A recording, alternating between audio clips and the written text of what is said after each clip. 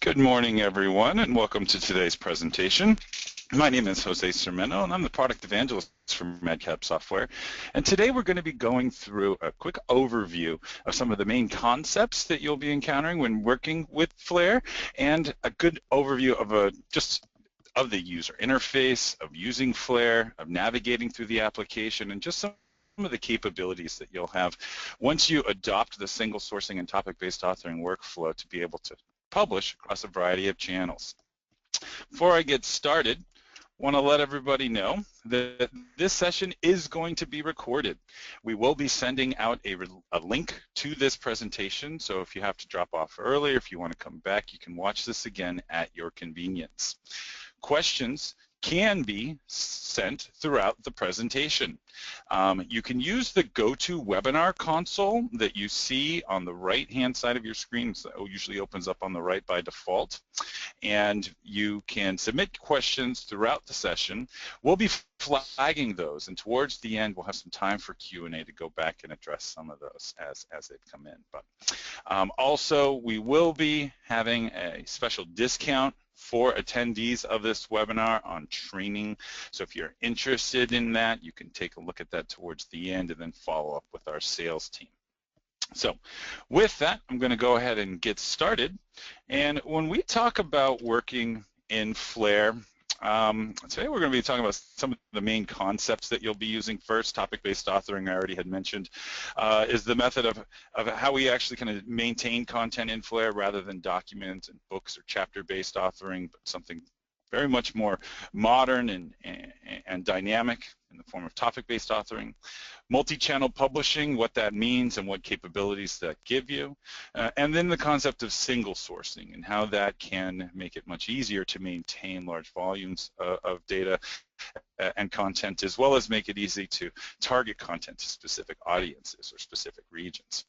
We're also going to do a good demonstration of Flare. We're going to open up the application and use one of the sample projects that's available in Flare to go through some of these concepts that we're talking about, as well as just give you a good understanding of how Flare can be used. And then, of course, we'll have some time for that Q&A towards the end. So definitely, please feel free to use that GoToWebinar console so you can submit any questions that you may have. So with that, the very first thing we're going to start talking about is actually topic-based authoring. And there's been a lot of buzz in recent years about topic-based authoring because it's a modern development style for technical communication that allows you to maintain your content in smaller pieces, essentially, rather than entire documents or deliverables as a whole. And in topic-based authoring, there's some pretty specific principles around the concept. And a topic is designed to be discrete. A topic is designed to stand alone and have an identifiable purpose. And there's no proper length to a topic. And in Flare, all of our content is stored as topics. They're designed to be reused, whether it's a topic that's 4 sentences long or 4 pages long is irrelevant. It's designed to stand alone by itself, and it should be able to be understood as a piece of information, something like an installation procedure for a software application, for something like that. It's not going to be step 11 to be its own topic. It'll most likely be the procedure itself is its own topic, but it's going to depend on the structure and type of content that you're maintaining to determine how topics should be broken up. And we can assist in that process as well, because as you're going through your evaluation phase of Flare, as well as just kind of getting up to speed with it, we have lots of resources about topic-based authoring and how you can understand your content as topics. And that's really what we're going to be working with in Flare. A project is simply a collection of topics. So rather than having, if you build simple examples, an advanced user guide and a basic user guide, rather than maintaining 2 Word documents or InDesign files or something like that, you'll actually maintain a series of topics that you use to build something like a Word document or something like a PDF or a web-based output. And that's that multi-channel publishing aspect that I mentioned earlier. So topics are the source of the content in your Flare project, and there's no limit to the number of topics that a single Flare project can have, or that you can link and share across Flare projects. So next thing we want to talk about multi-channel publishing. Multi-channels publishing is really kind of a need today. It's almost a requirement that that we see across the board. And what we consider channels are the types of output that you actually build. A channel is something like an EPUB, a PDF file, a website, but it also can be something that you can consider your audience. That advanced and the basic user guide example that I used earlier, those can be considered two channels that you have to publish to. Sometimes industry verticals are referred to as channels, software, manufacturing, healthcare, things like that. How you target your content can be thought of as a specific channel. And in Flare, multi-channel publishing is best understood by just seeing the Flare workflow from a high level. When you're working in Flare, you do have the ability to create and maintain new content, of course, but primarily you'll be wanting to re-import what you already have, because we don't want you to have to start from scratch. And so there's a wide variety of imported file formats that can be imported directly into Flare. Things like Word files, FrameMaker and RoboHelp files, HTML, the old Windows standard chums, DITA, as well as things like Doc2Help projects and other help projects can all be imported directly into Flare. Once you get your content into Flare, you'll then create and maintain it going forward in the Flare project. This is going to allow you to add those single sourcing elements like condition tags and variables that allow you to customize a specific version of the content for a specific audience. And once you've added those single sourcing features, you'll then publish to a variety of channels. And this is what we mean by multi-channel publishing, the ability to take with a single Flare project and generate an unlimited number of variants for web-based output, print, client-based applications for things like .NET applications, and many, many more. And a key to the multi-channel publishing workflow is to ensure that when you build things for an output, like a web-based output, for example, that you've fully understood the intricacies of what it's like to publish to the web, and that you're publishing something that's responsive and that's natively going to constrain to the device's screen size. So you're not creating a separate variation of that output as a unique website for each audience. You're building one website for all potential devices, and it'll always look proportional and correct. A big part of the workflow that we adopt in Flare is called single sourcing. Single sourcing is very viable as a development format, and if you're doing any type of translation or localization, this is the most effective and for cost management purposes, the best way to manage your content. And what single sourcing is essentially when you have one file that is used everywhere where that content is needed. Something like the opening and closing procedures for an office, something like maybe the security parameters for a network and the installation around that application that provides that security can be used for different versions of the output. Something like, I constantly go back to the advanced and the basic version of the document or the site as being a great situation where you write your content generalized for all potential audiences and then tag elements of the content to be included or excluded. We'll look at examples of that shortly. But single sourcing's direct benefits primarily revolve around reducing content duplication. It's easier to maintain consistency in languages if you have less content to actually maintain. So efficiency in not only authoring, but accuracy is also very easily obtained with single sourcing. And again, I already mentioned the localization costs, but this is where you're going to see the most drastic improvement in your overall workflow, because simply being able to reuse content means that you don't have to translate it as often. So with that, a good example of the single sourcing workflow can be seen here. In this example, on the left, we have a topic. It looks like a printed page, but we can just assume that this is a topic in Flare. This is what we would consider our source file that we are going to be single sourcing. This topic here on the left is written for everyone that I could possibly need to explain this information to.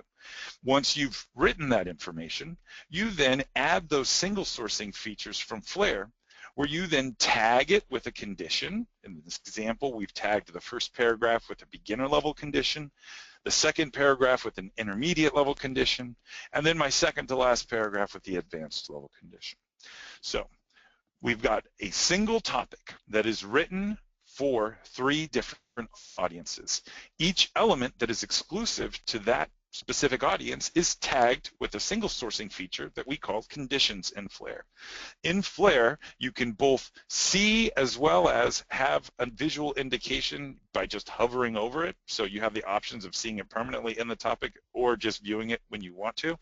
You can see the conditions directly in the interface as you're authoring content. But once you've created a single topic, tagged it for each element, tagged each piece of content that's going to be used for each specific audience, you then in Flare create targets. Targets are really the output that we're building for that specific audience. A target is the type of output that we're actually generating. And so in this example, for the targets that we're going to be creating, we have a beginner level target. And my beginner level target is going to be including my beginner level content that I've tagged it green and excluding my intermediate and advanced level content that's tagged with red and blue. My intermediate level output is going to be including my intermediately tagged content as well as excluding beginner and advanced. And of course, my advanced target output that I build is going to be excluding beginner and intermediate info, and only the advanced content will remain. This is an example of single sourcing right here, where we have one file that we've tagged with conditions, specific elements to be included or excluded depending on the audience that I'm building this for. Multi-channel publishing is the ability to take something like that beginner level target and make that a mobile responsive website. So when it loads on someone's mobile device, it looks proportional and correct, and then it looks like it was customized and created exclusively for that device.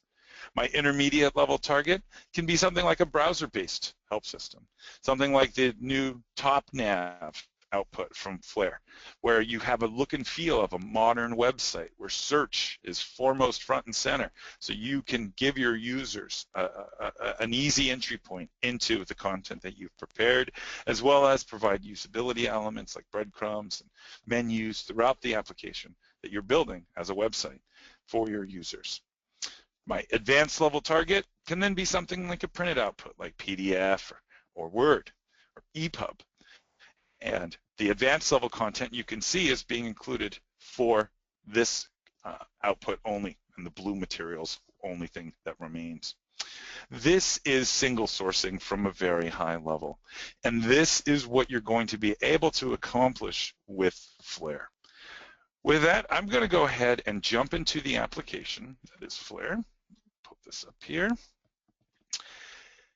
And I've opened up Flare here, and I don't have a project open. I just have the interface of Flare open here. And this is Flare 11. When you first open up the application, you'll notice that you have a pretty thought out start page here. We've got access to some templates, and with Flare we give you over 60 different target templates throughout all of these sample projects that allow you to quickly plug and play your existing material into pre-formatted structures for output types like multi-fold brochures, policy and procedure guides. If we go back here, we have knowledge base and ebook templates, as well as web-based templates for web-based output. What we're actually going to be walking through today is this top nav and PDF advanced template. This is a really good one because this one's actually set up for single sourcing already with some examples of some targets, as well as a README file that walks you through how this template was created and some of the main elements that you can expect to find. But other elements of the start page can be seen here. If you click the tutorials button, this is where you can get some access to some additional multimedia. For more additional information on specific elements of the application, things like content reuse, the structure bars in MadCap Flare, which we'll look at shortly, some great tutorials on CSS and styles. What's the deal with styles? Part 1, 2, 3, and 4. Why cross-references are so cool. These are great resources for you that we build right into the application to make them as readily available as possible. Also, under the Help Resources link, this is where you can get to some additional sites that we have, our blog, the LinkedIn user group, very active for Flare users and MadCap software users as a whole. a link to our live and recorded webinars page. Every webinar that we ever do does get recorded, and you can always go back and review that. And we do tool-agnostic webinars as well as ones exclusive for each application that we create. So if you have an interest in agile development or things like CSS or topic-based authoring, you can go and get more information right from our website. But at the bottom of the page, you'll see we have a section specifically defined for news and updates. The biggest update that we have right now is actually the MadWorld conference recap that's coming. That was put together for last year's show. So with that, I'm actually going to create my project now. I'm going to create it from a template. And it's good to know that I can create a project based on the existing files I have already by going to the File ribbon menu at the top of the application and choosing New Project, and then import my existing content. So you can point right at your set of Word docs or your RoboHelp project or a series of FrameMaker books or whatever you may have to bring that right into Flare. But what I'm going to do today is actually use this template. And for this template, all you have to do when you're creating a project is first give the project a name, choose where the project is going to be stored on your machine, and then give the project a language. This language setting becomes really important when you're translating content, but for the most part, it's going to default to English US as the default language. But then you can change this to be whatever you want. Once you click Next, you can see it's automatically selecting the template that I had chosen from the start page, and then it tells me a little bit about the template here, as well as gives me a preview of the output types that I can create with this template. Once I click Next, it's telling me that what type of targets do I want to include in this. By default, it's just going to choose HTML5 and a little bit of information about the HTML5 format, and I'm then going to click Finish. So if you're familiar with our tools, you probably know that we're a big fan of wizards here in MadCap, so there's going to be a wizard to walk you through most of the areas of the application, very similar to that. That was the new project creation wizard that guides you through step-by-step what to do to create a project. So now that I've created a new project based on one of my templates, the Top Nav and PDF Advanced, and I've called it Overview, because today's webinar is an overview of Flare, we can see that there's two main panes open by default in the application: the Content Explorer and the Project Organizer. These are going to be the primary areas that you're going to be interacting with the files that are stored within the Flare project. And it's good to know that in Flare, we use the Windows file system directory structure to actually store content. That's why everything you're seeing here is displayed in alphabetical order. And your content is going to be stored in the Content Explorer. That's where things like your topics, your images, any multimedia that you use is going to be stored. The Project Organizer is going to be where more Flare-specific files live.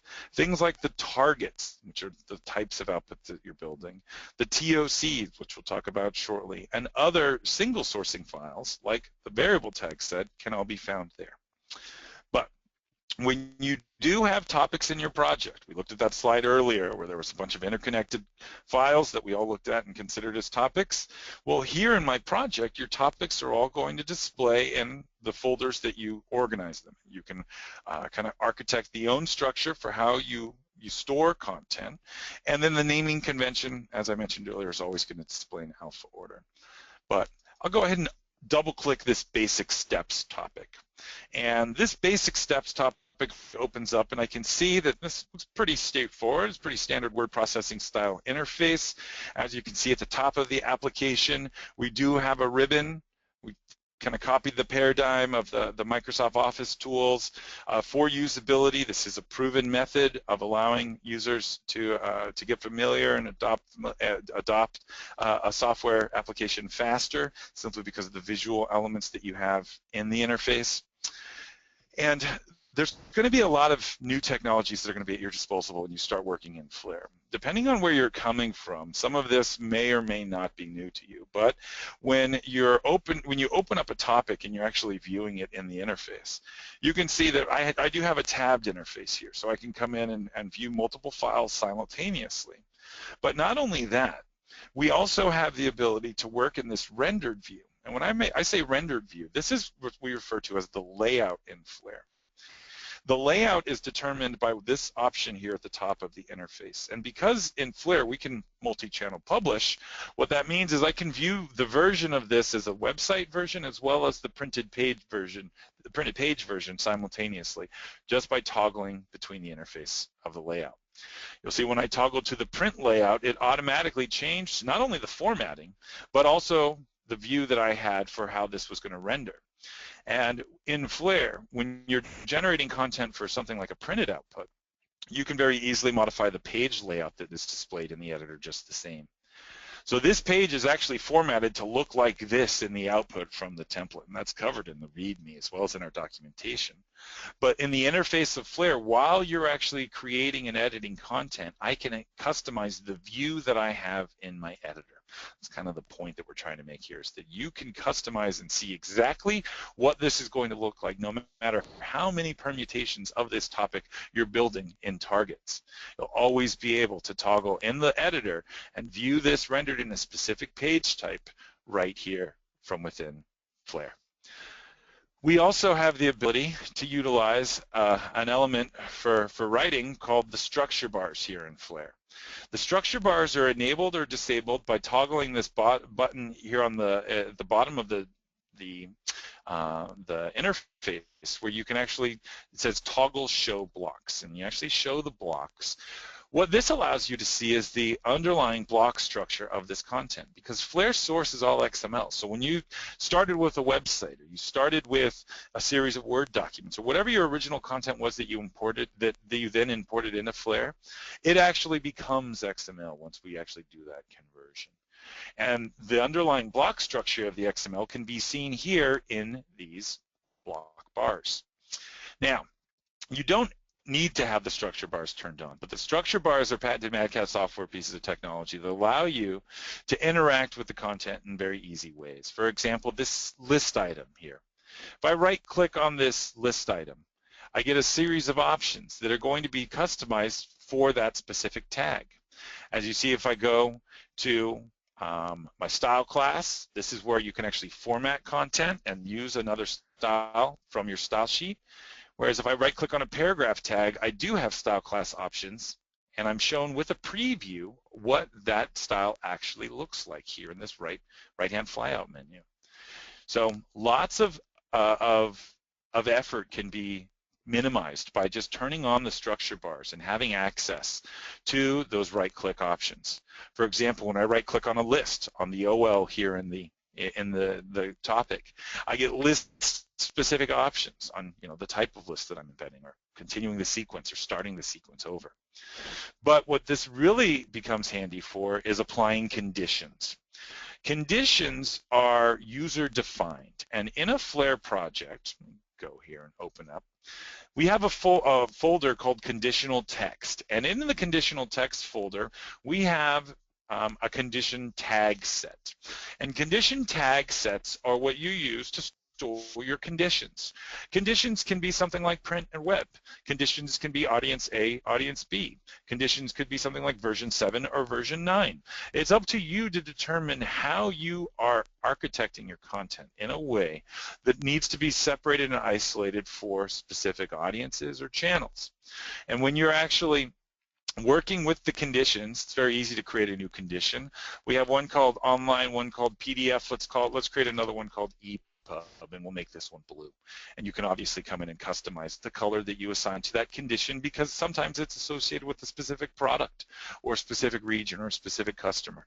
So once you've created that condition, all I then have to do is in my content, my basic steps content, if this second list item right here only pertains to EPUB output, I can then now come in and right-click on that list item, see the conditions option here under my right-click menu, and then check off the EPUB output type. Click OK.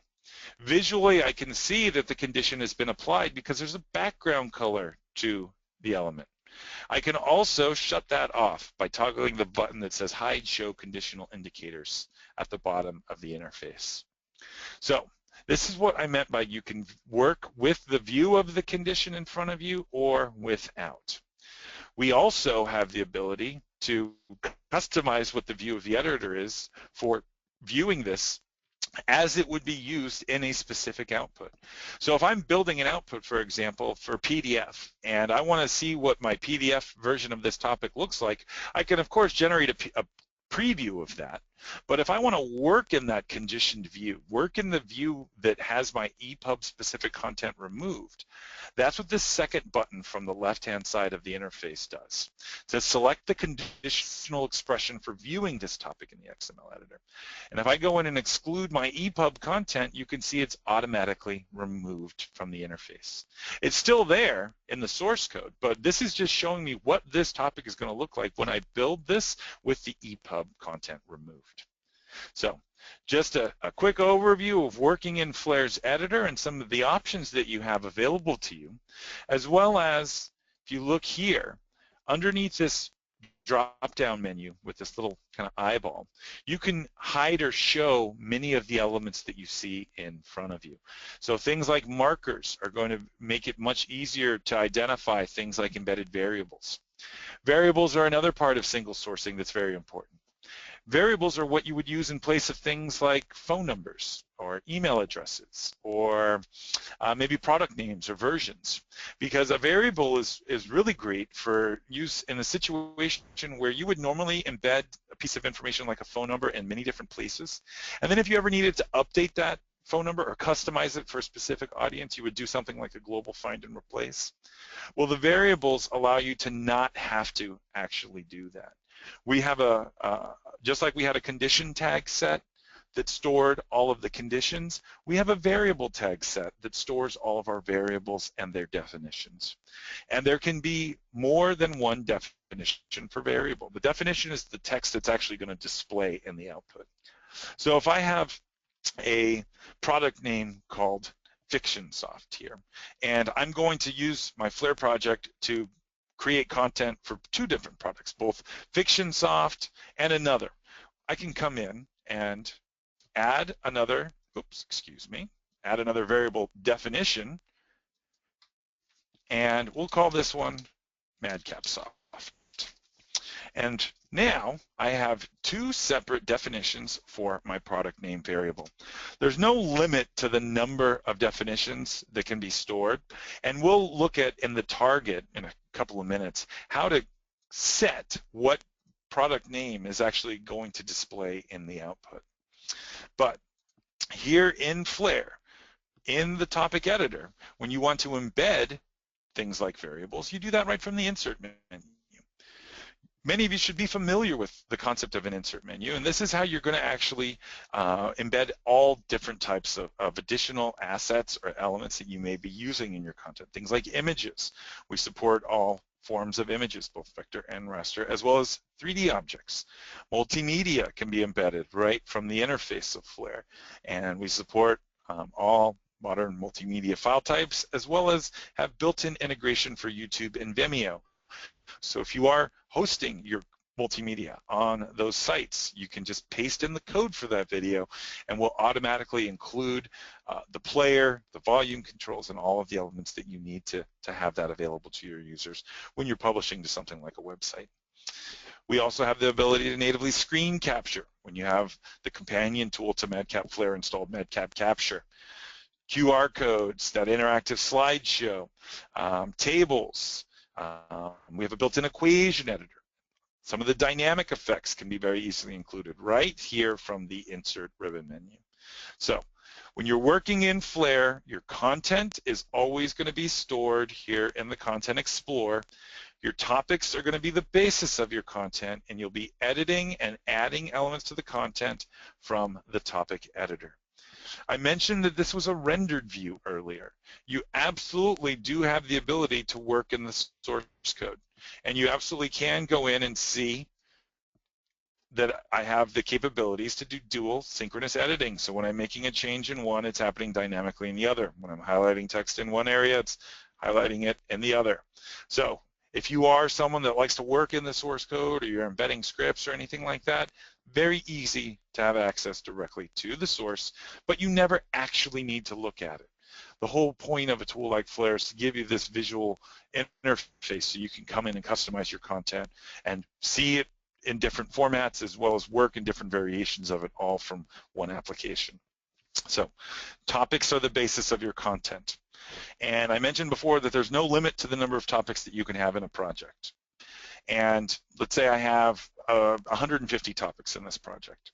If I wanted to build a website or a PDF or a different type of output, and I only wanted to use a subset of those 150 topics, let's say I only want to use 10 or 15 of them to make something like a quick start guide, the file that I'm actually going to use is another artifact of single sourcing. It's called a TOC. And TOCs can be created new from scratch. And in this project, we've got a few different TOCs already. And TOCs are an element of the Flare project and also be single sourced. TOCs are your mechanism to determine what topics are going to appear in an output and the order in which that content is going to appear. In something like a website, when I build the responsive HTML5 output from Flare, the TOC is how we derive the navigation for that site. And the TOC is created simply by dragging and dropping topics from your Content Explorer to where you want them to exist in the output. If I go in here, I'll just put that what's new topic right at the front. I can position content in the TOC using these blue arrows in the interface. And there's a lot of options that you can set at the TOC level. And you can get to the properties of a TOC entry to see some of those options. But the TOC simply is the mechanism that you have to customize the flow of content in and output. This is how we build the table of contents dynamically in something like a PDF or a Word document. But the TOC is also able to be single sourced from other TOCs. So sometimes people set up a TOC for each chapter in their book and then build a book by linking a series of TOCs together. But the big takeaway with TOCs are this is a part of single sourcing. This is how I take my 150 topic project and build a PDF that only uses 15 of those. It's by dragging those 15 topics into a TOC. And TOCs can be created by just going from the File menu, choosing File, and New. That's how you create any new file in Flare. Just go File, New, and then at the top of the interface, there's a drop-down for the types of files that you can create. You're just going to choose TOC. There's a template available there for you already. And I mentioned, just like everything else in Flare, there's all sorts of different templates. So if you want to create new topics from scratch, we have new topic template types, as well as every type of file that you use in Flare, you're able to create your own customized template for, create your own templates folder, and then manage those templates and make those available for your other authors as often as necessary. But the TOC is the basis for how content is going to appear in the output. Topics are the basis of our content. We mentioned before the formatting is going to be coming from a style. Well, we use CSS for formatting, and when you import your existing content, we're going to convert all of the formatting from that content into becoming valid CSS. And regardless of your familiarity with CSS, we try and make it easy for you to work in Flare. We have a built-in style sheet editor. And if you don't have a style sheet already, it's very common to see companies have style guides or custom branding guidelines that they have to follow. So you may already have one, but if you don't have one, it's very easy to create one. And in Flare, you don't have to actually know any of the properties that you need to customize. When you need to modify a style, you just simply find that style in the alphabetical list. Here's my paragraph tag. Double-click that style, and you'll be taken to an editor that's called a WYSIWYG. It means what you see is what you get. This allows you to come in and customize the properties of a style with a preview of that right here in the bottom before you ever actually click OK, and it gets stored to the style sheet. But I can also work in the advanced view. So if you are familiar with CSS, you can see the paragraph tag here on the left, and I can sort this by all of the properties by something like an alphabetical order, and now I can see all of the possible properties that you could configure on a style class. So regardless of your understanding of CSS, it should be simple and straightforward to work in Flare. And then when you want to assign a style that you've created, for example, you can do that from the right-click menu from the style class. And here's my example class, and you can see it automatically updates in my interface. But I can also do that from the home ribbon menu because we have the style drop down here. And so when I click on my paragraph tag, my paragraph styles are listed here as well. There's also the style window that I'm a big fan of. I like keeping the style window open while I'm actually creating and editing content, because then it's very easy. Okay, oh, well, this actually needs to be an H2. Come right there, click H2, it automatically updates right in my content. So we've also got lots of additional resources on our site. We did a great webinar series, a 4-part series on CSS and how it can be efficiently used in Flare. So if you're new to CSS, I would highly recommend checking out our website for that webinar series. But we talked about topics being your content. TOCs are the order in which topics appear in an output. The formatting for your content is coming from the style sheet, and the style sheet is stored by default in the resources style sheets folder. And there's no limit to the number of style sheets that you can have in a project as well.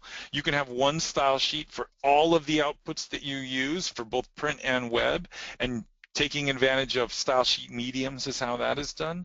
Or you can have a single style sheet for each output separately. So you have one style sheet for all your PDFs and one style sheet for your websites. Or you can have a style sheet for a specific topic, for example. If you know that you're building something like a landing page, that's how this project is set up. There's a style sheet specifically for the home page, and you can assign that at the topic level by going to the topic properties. But the type of output that you're building with Flare is called the target, and that's really what sets Flare apart from the rest of the tools in the industry today, and why so many people gravitate towards Flare. Not only can we import a wide variety of formats, but when you want to create an output, you just right-click and choose Add Target, and all of the types of output that Flare can create are listed here. DITA, .NET help format, Eclipse help, EPUB, some of the bigger ones. HTML5 is kind of what I consider the flagship output from Flare. It's going to be fully responsive in design. You build one website and it'll always look proportional on the device, and it's not OS or browser specific. Really, really great, and makes it very easy to publish dynamic content to the web. PDF, when we say PDF, what we really mean is high quality print PDF. That's full CMYK support, crop marks, registrations, bleeds, everything you would expect to configure to get a document printed and bound professionally, you can set up in Flare. Many variants of the traditional web help format, Microsoft Word output in case you need something that's editable, and many more. So for every deliverable that you need to prepare, you'll set up a target in the project. So if you have an advanced user's guide in PDF format and a basic user's guide in PDF format, those will be two separate targets in the project. And once you have your targets, all you have to do is double-click the target, and this is where you can see that the target file is really like a configuration file. This is telling Flare how to build this particular website that is called HTML5 Top Navigation. And in the target editor, I can see specific options for this site. And each target type it's going to have its own unique editor. So when I'm in my HTML5 target, I have an advanced tab where I can choose to add custom meta tags to each page, or check a box and generate a sitemap to submit that to search engines to get crawled. But in something like a PDF target, I have a PDF options tab where I can set things like password protection and encryption, or the initial view of the PDF settings. So each target type is going to be unique. And so it's good to get an understanding of the options that are available for each target. But there is going to be some commonality to them as well. Under the General tab, we say what topics and in what order do I want them to appear for this website? Well, that's going to be my TOC that determines that. So I'm going to choose my online output TOC. What formatting do I want to apply to this content? Well, that's going to be my style sheet. Under the Skin tab, the Skin option here on the right is how you actually specify the look and feel. That is the overall site infrastructure. The Skin is the mechanism that we give you, so you don't actually have to be a web developer. If I go ahead and pin this Content Explorer to the side, the Interactive Skin Designer allows you to simply customize the interface by clicking the highlight button, navigating around the interface of the skin, clicking on the element that you want to update, and then allowing Flare to open that property directly for you. So if you want to update the logo, you just click right where the logo is, and then Flare will take you to that property so you can come in and customize what that graphic looks like.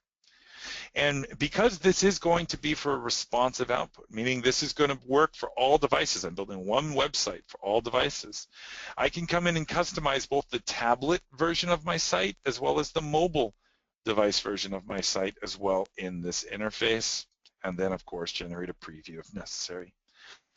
But our Skin Designer is where you can customize the branding for your skin. And it's always good to know that we have hundreds of customer samples available on our site. We have a customer showcase page that allows you to go in and see how other users have customized both the top nav skin that we're seeing here and the traditional tri-pane skins that have been available from Flare for years. So the skin is how you create the look and feel of your site, and then that just becomes another option that you specify at the target level. For additional elements like embedded menus or search bars and things like that, you can have your own skins as well, and those are selected here. Under the Conditional Text tab, this is where you define the logic for what's going to be included or excluded for this website. You can see this one from my template project is set up to include all online tagged content that's tagged with green and exclude all content that I've tagged exclusively for use with PDF, and that's that red content. So you tag your content in the topic, but the target determines what's actually going to be included or excluded. And it's also good to know you don't ever need to explicitly include anything. The only time you would ever need to apply that include option is if you've applied multiple condition tags to an element, like a sentence, and you're excluding that sentence with one condition tag and you need to override that exclusion with another. That's what that include option allows for. The variables from your Flare project can be selected here in the Variables tab. This is where you can come in and specify which one you want to include. And each option that you set up in the Flare target is going to affect how it's actually built. And when you actually want to build output, all you have to do, go ahead and close these, from within Flare, I'm going to go back open my project organizer again, is actually click Build on the target. If we look at this, there's Build, View, and Publish. Building this is actually going to compile the website. Viewing it is going to view it from my local output folder. Publishing it is actually going to deploy this up to something like a web server. And the publishing location, where I'm actually pushing this to, is configured here in the Publishing tab. You set up a location that's called the destination, and that's actually where we're actually going to put this to. That's the deployment process. And we can publish via FTP or SFTP, or a simple file system push. So the destination is where we're actually going to deploy this to once we're done, but you don't need to set up a destination. You can actually do that manually. It's just great to have access to Flare to push that to the server for you. But in the target, when you're ready to build it, you just click Build. Flare's running through the build process now. It's generating a log, and it's telling me step by step what is actually happening in the build. And what's great about Flare is I can actually keep working. While that's building, I'm actually going to go and open up my PDF target. And my PDF target is going to have a lot of the same options. We talked about some of the commonalities, the TOC, the style sheet. We also have a situation where printed outputs, things like that would actually be rendered on a page, use page layouts for formatting and to customize that page structure. And in lieu of something like a skin that we use for the website. But the conditional text options still apply the logic here. The variables that you want to customize into the content are customized there. And the PDF specific options are set here. So while that is set, I'm going to go ahead and click Build on my PDF target as well. And while that's generating, we can take a look at the web-based target, my HTML5 website that's finished. When I click the View Output button in the Build dialog here, you can see that Flare has scanned my machine and determined what browsers I have installed. It also allows me to view this in a built-in emulator. If we view this in my phone emulator, I can see what this is going to look like on something like an iPhone 5S and see how this is going to appear on something like a mobile device. And as you can see, all my multimedia has tiled into this column view, and my navigation has appended underneath this top-level flyout menu. Some people call this a hamburger menu simply because it looks like a hamburger, but I like to call it the flyout. And you can see when you get to the topic, it loads right here in the interface. We also have a built-in tablet emulator, so you can see what this looks like on something like a landscaped iPad. And as you can see, the slideshow that we have here at the bottom, as well as the search, is all going to be fully functional in our emulator. So you can see what this is going to look like. This is what we refer to as Google-style search results that you can also customize from the skin. Here's that embedded menu and some breadcrumbs. But what I want to do is actually just view this in my browser. So I'm going to open it up in Chrome. And when it opens up in Chrome, it opened up on my other monitor, so I've dragged it over here. You can see that when I'm in the full width of my browser, my navigation menu has expanded and is available at the top of my screen. My multimedia has automatically reflowed into this rectangular table shape because now on my browser, on my monitor, I have much more space to actually show this and see this properly. That's building and then viewing the HTML5 output from Flare. It's just as easy to build the PDF that we've generated and then double-click this to view it. You only need a single PDF reader. Doesn't matter which one that you use. But this target was actually set up to include things like crop marks and registration marks. When we go in and scroll through this document, you can see it's a pretty standard PDF. Flare has dynamically created not only this table of contents using an element that we call a proxy in Flare. Proxies are kind of like placeholders for where dynamically generated content lives in the output. But we've also automatically numbered the chapters as well as all of the pages using CSS. You never actually have to maintain things like chapter numbers in Flare because this links and footnotes topic might be in chapter 2 in this document, but when I use it in a different document, it's at the bottom of the TOC, so it's in chapter 9. And you would never have to maintain those chapter numbers manually. That'd be possibly a lot of work. So using an auto number format in Flare is how that's achieved, and now when you define a chapter break, the number's automatically going to increment. It doesn't matter where the content's used. But as we scroll through the document, pretty standard PDF set up for multiple different page types, intentionally left blank pages, and so forth. And when we scroll to the end of the document, you can see Flare has also dynamically created things like the glossary for me. To create a glossary, all you need to do is make a list of your terms and definitions, and then Flare will create that for you. The index has also been dynamically created for me by Flare. The index is going to allow you to link to specific terms in the location where those terms are found. And you can create an index by tagging those terms or just making a list of terms or phrases that you want Flare to link to for you. But that's building a PDF. We also have a target type that makes the build process a lot simpler called a batch target that allows you to automate the build and publish step. In the batch target, you can come in and just check the box for the targets that you want to build and or publish. You can come in and build and or publish them manually or schedule the builds. And we utilize the built-in Windows Task Manager to do this. And you simply set up a trigger for however often you want Flare to fire up and compile these outputs. So if this is something that you need to take place every 5 minutes, every hour, every night, every week, every quarter, however often you deem necessary, Flare can be set up to automatically compile all the targets, publish by FTP to all those destinations that we configured in the target editor, and deploy that as often as necessary to get it updated live and refreshed for your users. So with that, that's kind of a high-level overview of some of the main elements you'll be working with in Flare. Topics are your content, TOCs are the order in which contents are going to appear in an output. The target is the type of output that you're building, and the style sheet is where the formatting for those targets are going to come from. There's a lot more bells and whistles to Flare.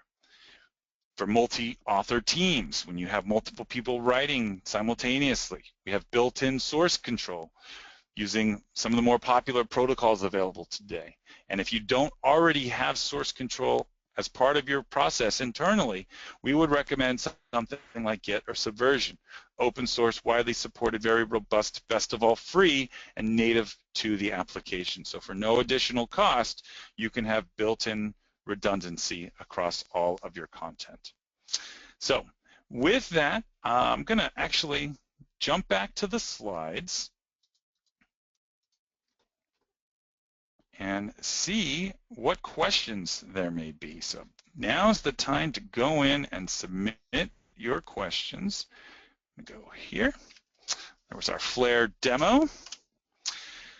So before we get to those questions, just like to highlight that we do have $100 off our next advanced training course coming up at the beginning and end of August for both our responsive HTML5 mobile and EPUB training, as well as our advanced single sourcing training. So those are areas that you'd like to enhance your skills around or just dig further into the tool with.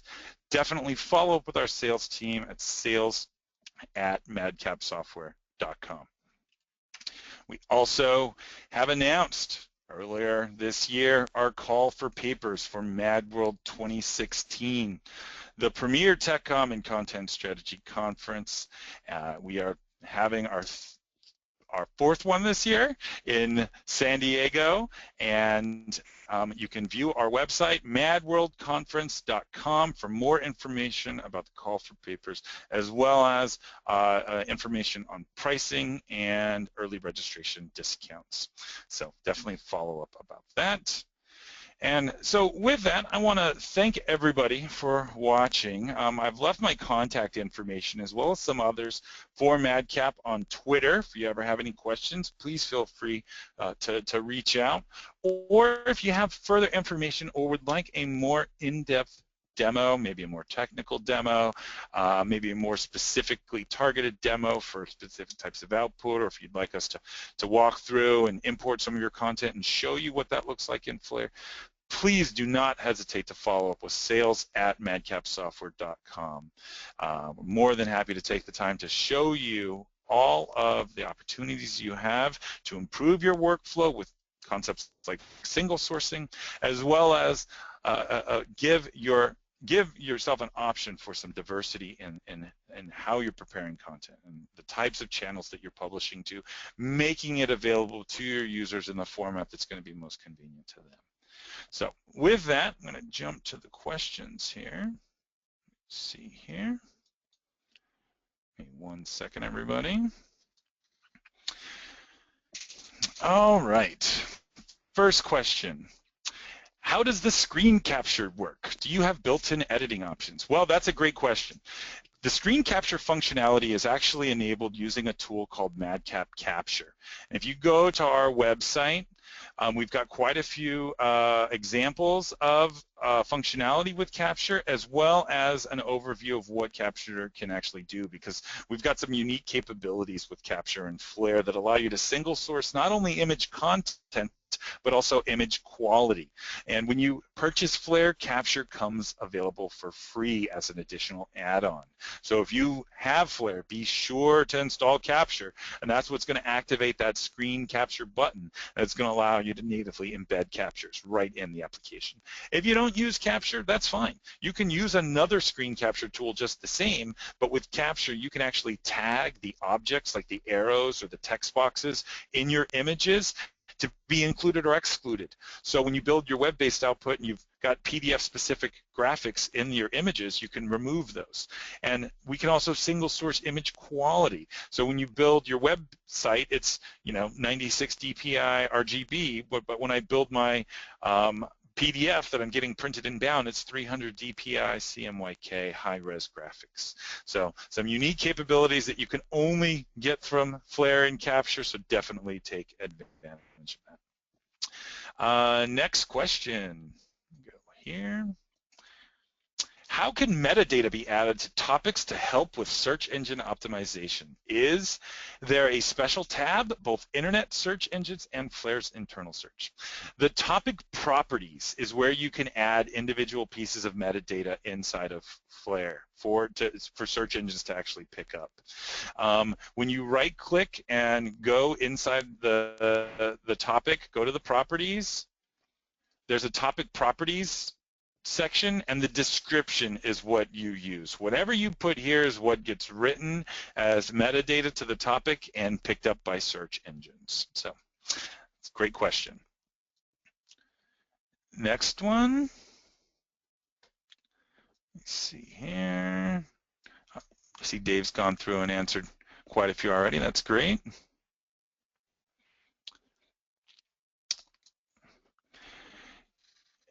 Can you show how you accessed the emulator feature again, where you actually pull it up in mobile and the tablet version? Absolutely. So from the build dialog is where you can get that. And by default, the build dialog is actually going to be displayed here at the bottom of the application interface, but it's also available to be pulled from, I think, is it the view button? Yeah, view and then builds is where you can actually initiate this if you don't have it open. But after you've generated a target and until you clear the builds dialog, they'll just keep living here and be available to just double click until I actually clear the finished here. But when I click view output, when I have an HTML5 target selected, that's when I get that drop down here at the bottom of the interface, where you can choose smartphone or tablet.